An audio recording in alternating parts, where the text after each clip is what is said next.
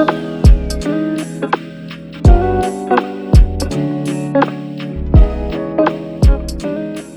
my 7.5 years, I've been trying to make affordability a priority for the college. We've more than doubled the amount of financial aid that we now provide our students from what we were doing 7 years ago.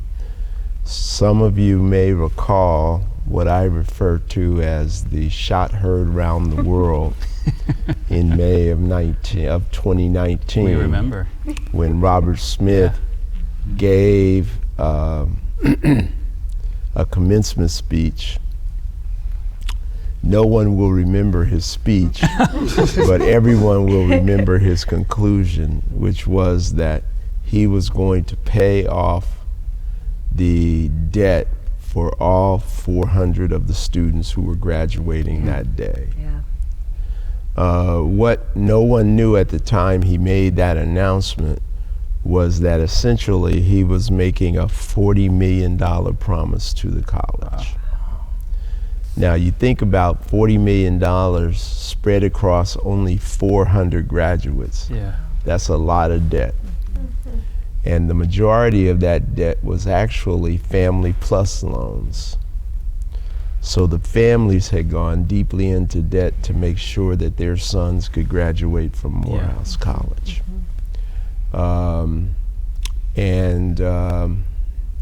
We're right now engaged in a $500 million capital campaign.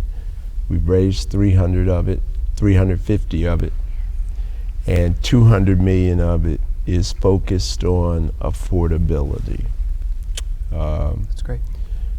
We've also engaged as one of the partners in a project called the Student Freedom Initiative, which is also a project that Robert Smith has been integral to getting off the ground, that's driven by philanthropy. And what they do, perhaps in some ways similar to Hope Forward, is they front load paying students' tuition, and the student pays it back based on how much money they earn when they leave. But they pay it back to the Student Freedom Initiative. And the idea is to make it an evergreen fund. So the money comes back, and over time it'll build a corpus and will continue to self-perpetuate. The challenge there, I love the concept. The challenge is that it's only focused on students in STEM fields. Because Robert is an engineer and a technologist. Those are his interests. And we want to expand it, in particular, to our humanities students and business students. But affordability, and over 50% of our students are Pell eligible, which means they qualify for scholarships for low-income students. And essentially, I think the number is, that means they come from families that make well below the median of family incomes in the country. So this is a major challenge for higher education. Well, I'm curious and for us to hear from you, but also all of you, about what the affordability crisis means for the student experience. So how does it change the lives of students who are here, and how does it change who comes here? What are you missing because of it? You want to, as a student, you want to take this first? Yes. So to begin, like you said, we all come here for a high quality education. I tell everybody as a student ambassador, Morehouse is the place you want to be as a young black man to get that high quality education, because it's intentional for all of us. But the issue comes when you look at it and it's $52,000 a year, and you come from a low income area and a single parent home, and it's trying to figure out, how will I get this high quality education? I did the best I could in school in K through 12, and now I'm here, and its value and its benefit, but it's like the benefit can't just be judged based on the value. It's like, now I have to count the cost when I graduate too. How much debt will I be in? What type of job will I have? And will I be able to, will my education end up paying for that? So that's a fear that a lot of students have coming in here. But I tell people all the time, when I came to Morehouse, I came on a full faith scholarship. I didn't have the money, but I had the substance of the things that I hoped for and the evidence of what I could not see. And the community, the Morehouse community, the working of President Thomas and the professors made sure that, luckily, I'm fortunate enough to be able to graduate debt-free. But I know that's not the same story for many of my brothers who do experience this. So we all deserve this high-quality education, but it's also a fear of leaving here with that high-quality education, but do I have a high-paying job? Yeah. And I think that last piece that you said is really important, because we are a liberal arts institution, right? And so our goal is to ensure that our students love the art of learning and that we're here to learn. But when you're coming from a background where the return on this college education needs to be a high-paying job, we don't see that same push for liberal arts educations. And I think the other piece that really matters for our students is it's not just affordability, but it's about belonging. And so several students who are first-generation students or come from disenfranchised backgrounds, when they come to college, the notion of buying a book, like things that we've taken for granted because we've been in this space for so long, it's almost foreign to them. And so they're having to adjust financially and then see the shoes that folks are wearing and the clothes that they're wearing and the things that are so normal for them. So we have to deal with that as well. In addition to the overall, I'm not gonna say lack of preparedness, but educational gaps that we know are associated with lower income backgrounds, so. It's interesting, I think our country has an affordability crisis right now. The big things, the most important things, working class families can't afford them. Can't afford to live, housing is through the roof, can't afford health care, can't afford education. So we have this affordability crisis. In general, we feel okay about the economy because we can afford flat screen TVs and Netflix subscriptions and phones.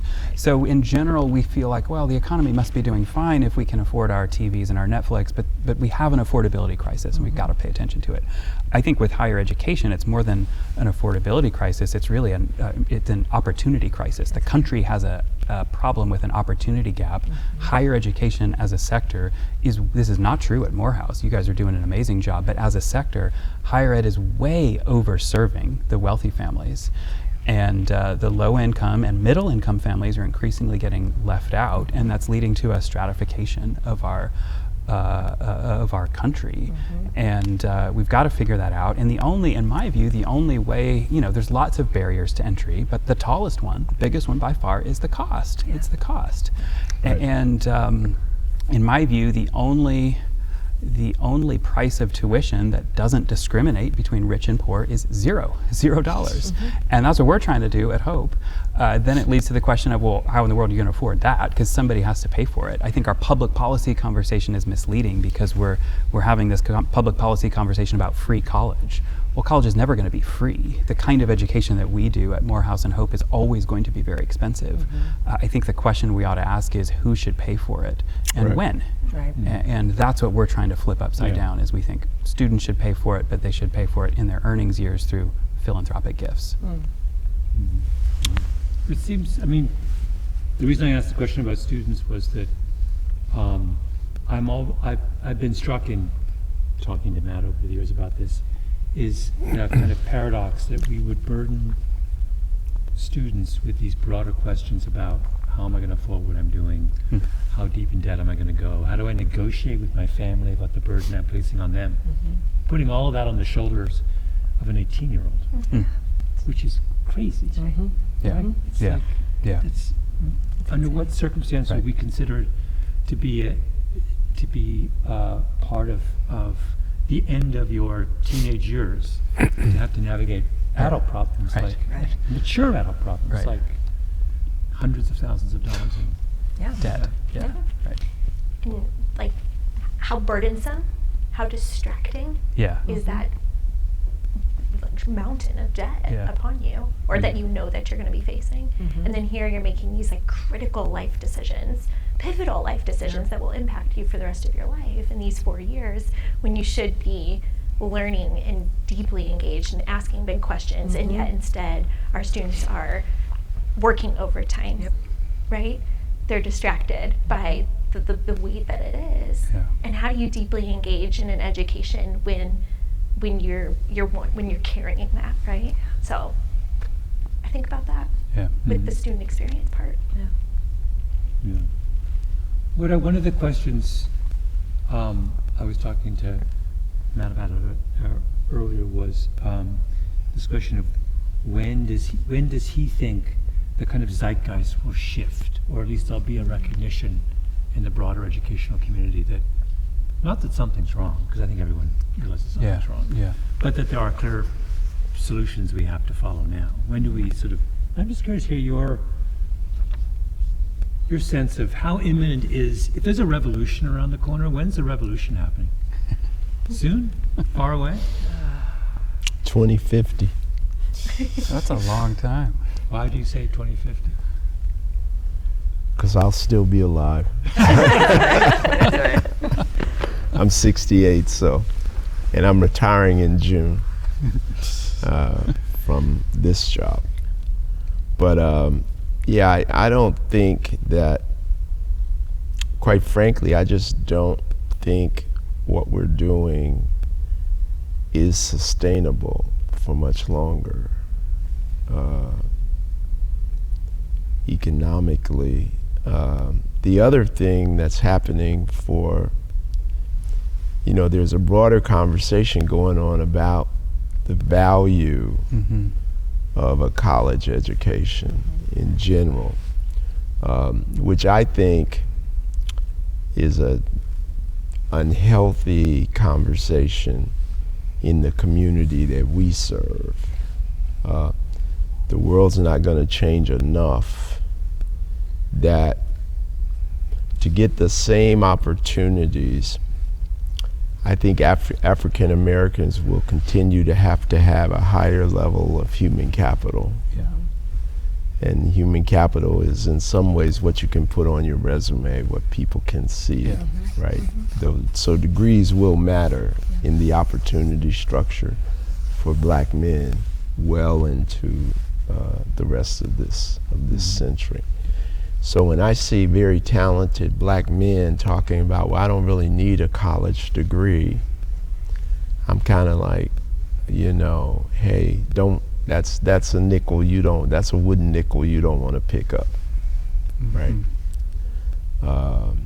But we will have to do something to bend the cost curve.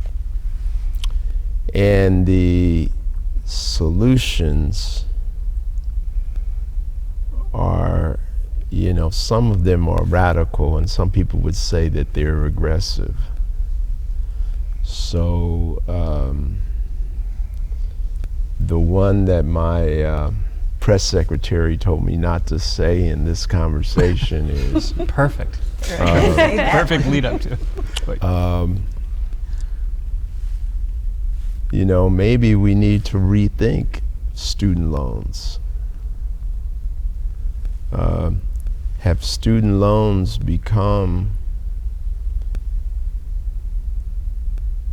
too easy to get, such that when people like myself and Matt sit down to make our budget, we kind of calculate in the back of our heads that, our students will be able to get loans to fill the gap. If we couldn't depend on that, we'd probably have a different cost structure for higher education. Now, again, if that got out, I'd get blasted, because people would say the people who are going to suffer are going to be the poorer people. Those are also the people with the least capacity to carry debt. Or you do some other things, like you make colleges in some way accountable for when their students don't pay back the debt. It's kind of almost tragic that it's only now, and I've been in higher education as a professor since 1981, And it's only now, 44 years later, that most schools are actually introducing financial literacy to their curriculums to help students know how to plan for their financial future. Same thing is true for faculty. Very few faculty are prepared to retire. That's why we stay in our jobs until they have to carry us out. And we're part of that cost structure. Right? One of the things that happened was in 1990 when they did away with mandatory retirement in higher education, you basically put in place a permanent workforce.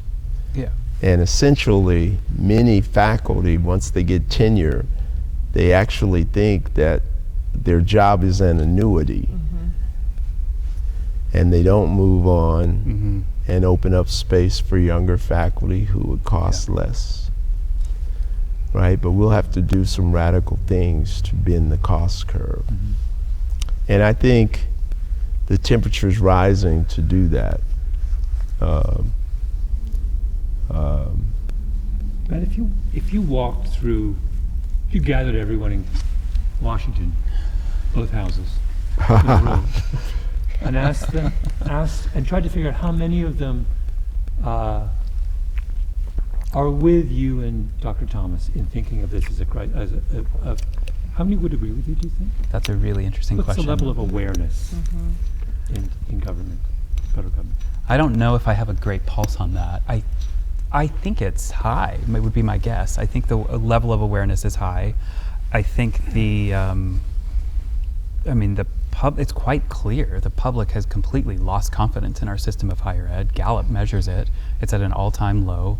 It's dropped from 57% of Americans who say they trust higher ed 10 years ago to 36% today, so 21 percentage point drop in 10 years. It's an incredibly precipitous decline. So I would think that any politician who's in tune with their constituents realizes that the American public has lost confidence in our system of tertiary education. The interesting thing is, like I said, I think the public policy debate is just, they're talking about should we have free education or not, and I'm not sure it's helpful and actually relevant to what really is going on on a ground level at colleges and universities. I think, I 100% agree that student loan debt is part of the problem. I don't think it's helpful. I think when you look at when access to loans went up, that's when the price really went through the roof. And the question is college so expensive today because it has to be, or because it is possible, it can be? And I think the answer is the latter. Like once access to loans became unlimited, colleges could basically charge whatever they want and push students into student loan programs to make up the difference, regardless of how big that difference became. I think we'd be much better off if the government took what they're spending to administer student loan programs and put it into scholarships of some kind. So I just think there's a massive crisis in terms of opportunity and access. I don't know that we're focused on that our public policy conversations are focused on the right things. I wonder, there's a paradox that's been observed in healthcare for years, which is if you ask Americans how do they feel about the healthcare system, they will tell you they can't stand it. And levels of trust in it have never been lower. If you ask them how they feel about their own doctor, they feel good. They feel It's good. true. Yeah, it's interesting. And it is the inability to navigate that paradox that stands in the way of any kind of substantive reform in healthcare. And I wonder whether, particularly for the generation of people who are in positions of power, who came out of colleges in the 70s and 80s and 90s in a very different era, that they are aware on a macro level that something's wrong.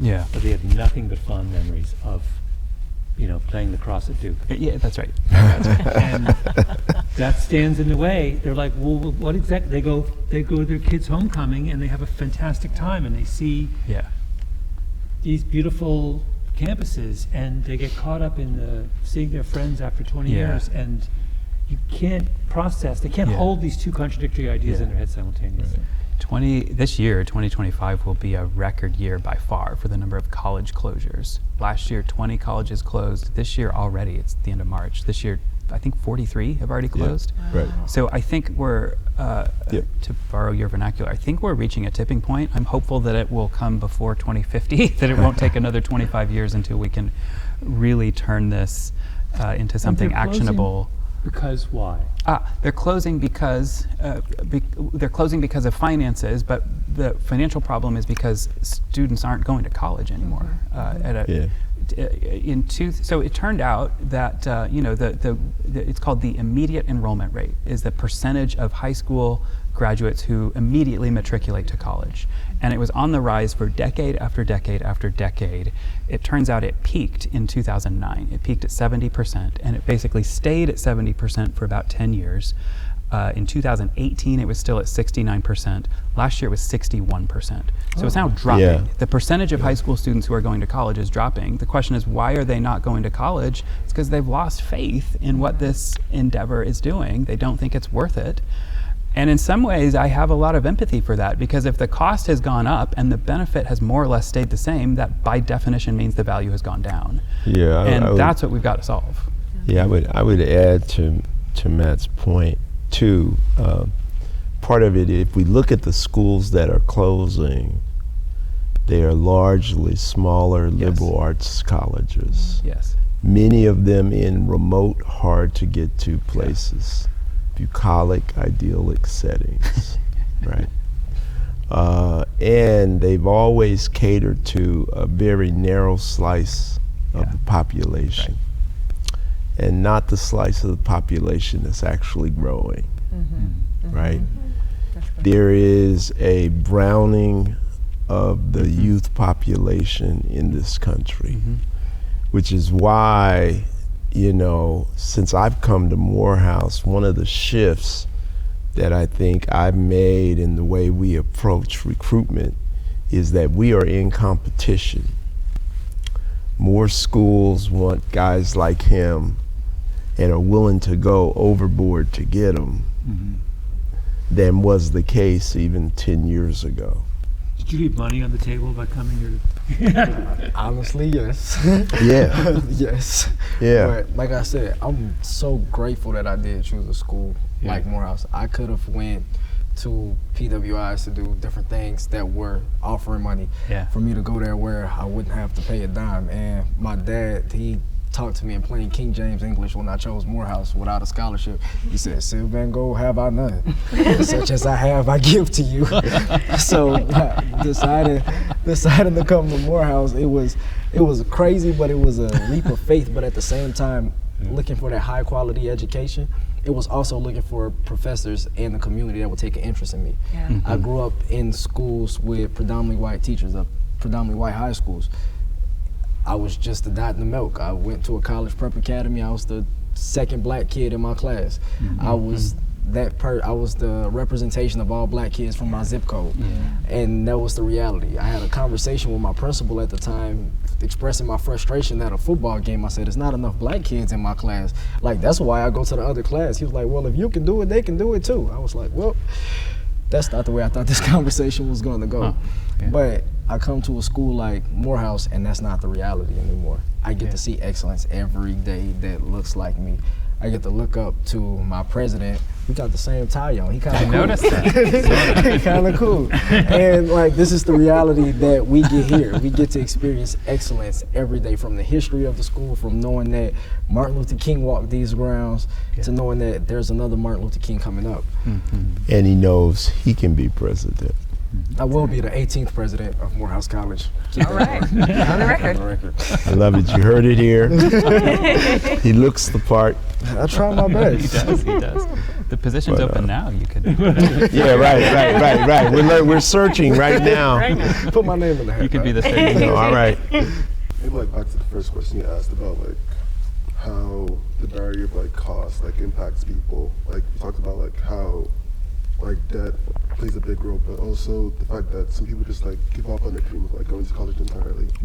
For me, I was looking at colleges, and I actually had to take a gap year because when my first year of applications went through, and I got into some colleges, but I just didn't have the funds to afford it, so I just had to wait another year and apply again. And thankfully, my second year, I was able to get the Hope for Scholarship, which made it possible for me to attend college. But for some people, that just doesn't happen, and they just have to give up on that dream of going to college and like look for another path in life. But it's very sad. And like, How close were you to not going to college at all? Had the Hope Scholarship not been there, what would you have done?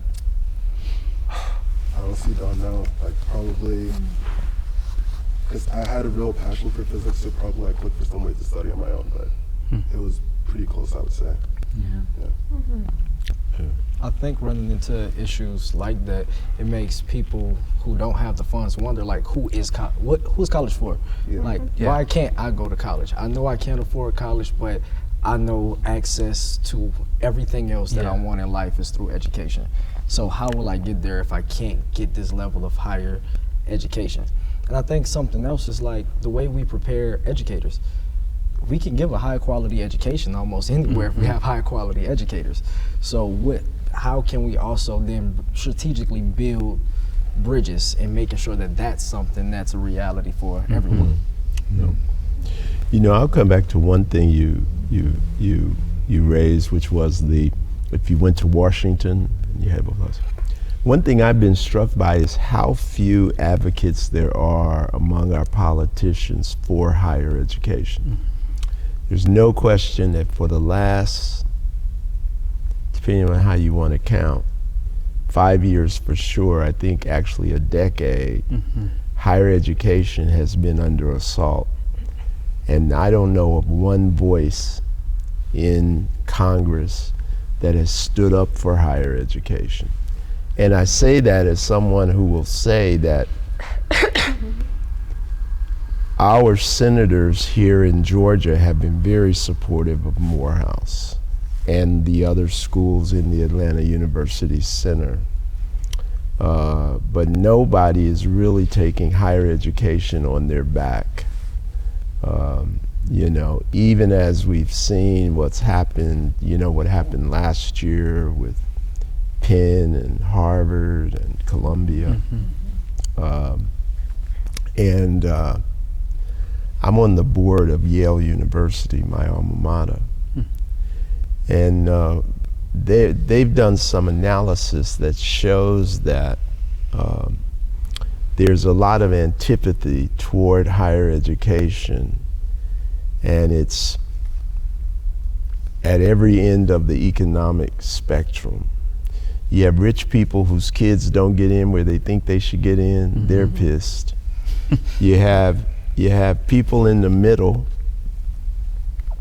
who don't think that it's for them because they can't afford a high-end liberal arts education.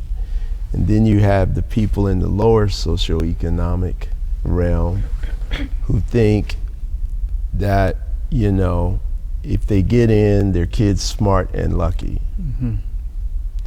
right? But it's no longer, those families no longer sort of have that view that higher education is a destination because it's a ladder up, a guaranteed ladder up. And so if you're a politician and you've got to get a coalition around you across all that full economic spectrum, the last issue you're going to walk in the room and advocate for is higher education. It's funny, it's interesting because each one of those groups has a different emotional relationship to, for the wealthy, it's a luxury good. Right. And if I can pay for it, I should have it. I should have That's right. it. For the middle, it's a financial burden. Right. Yes. Right? They feel like they're getting, and for the people on the bottom, it's a necessity for their children's advancement. That's right. Yes. And so those are three completely Right. different ways of making sense of this experience. Right. Yeah. Right. And you know, how do we build, people like Matt and I, build political coalitions of support for what we're trying to do with higher education? And I think part of it too is perhaps, you know, we're not positioning higher education through the lens of the value it actually creates for people's lives and for society. And allowing students to do it, to also get through these institutions in ways that are more attached to what can happen afterwards. Yeah. You know, it's like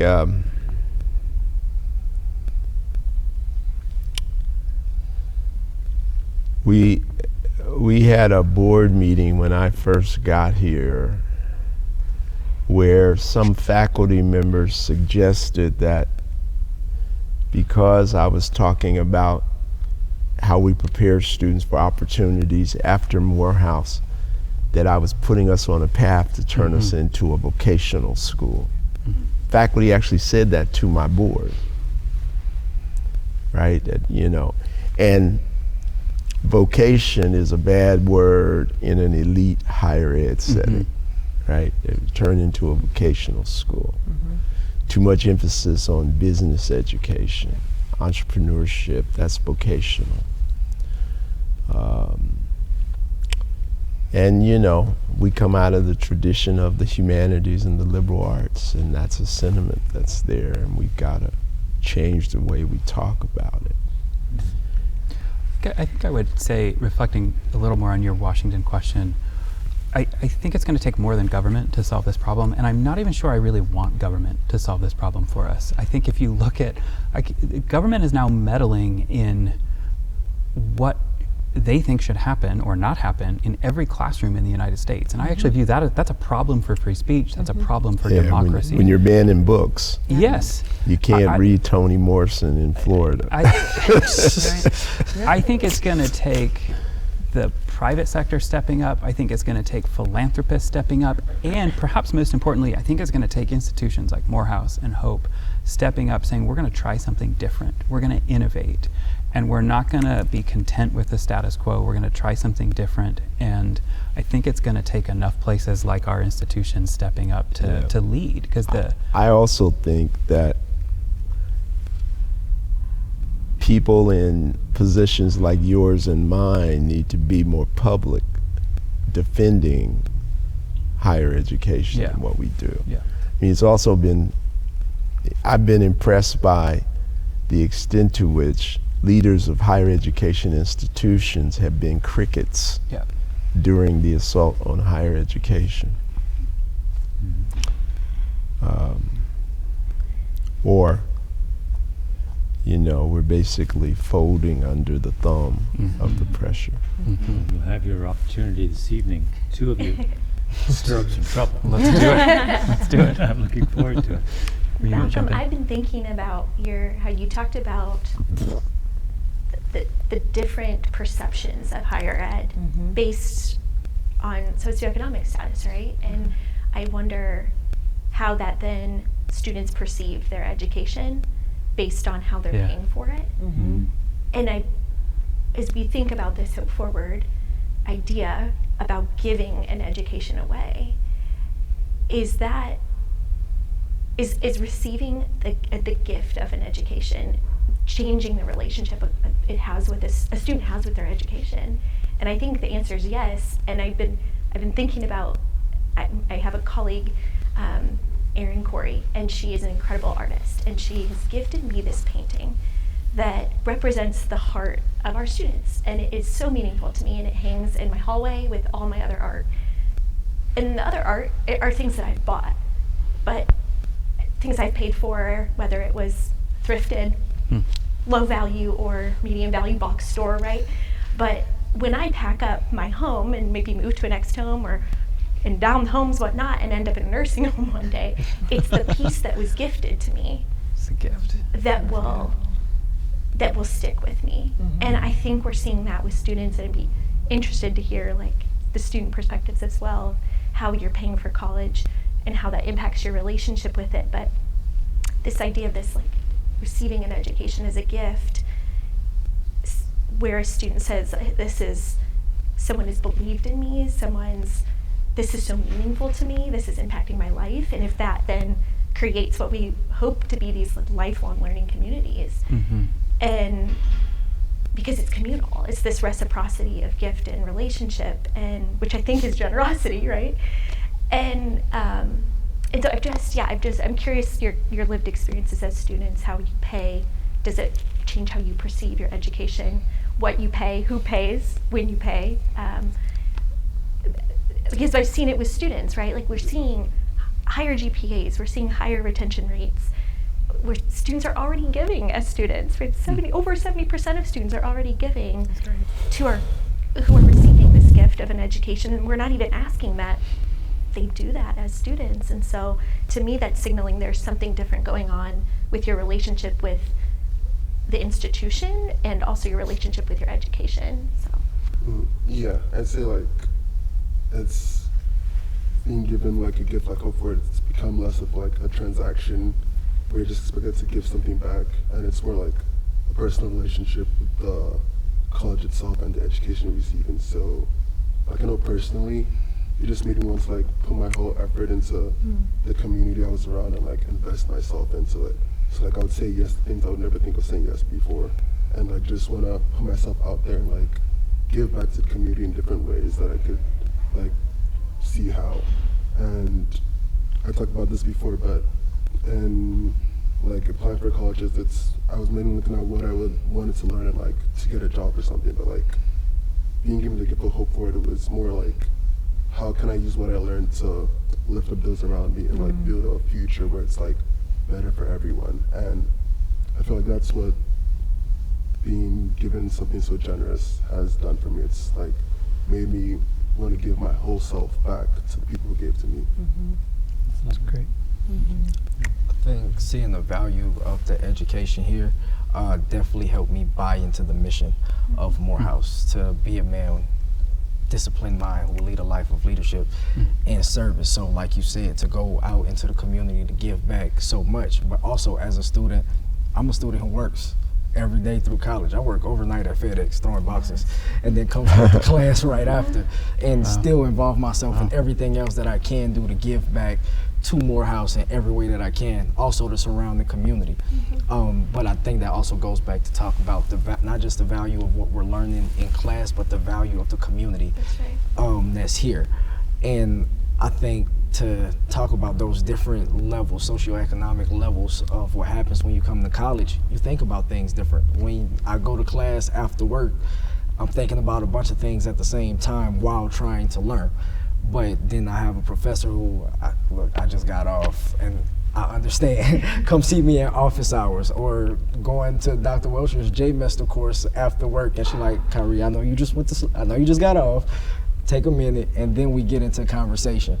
But like I said, for other people, you have to count that cost. And it's like, I'm in class now and you talk about this hierarchy of needs.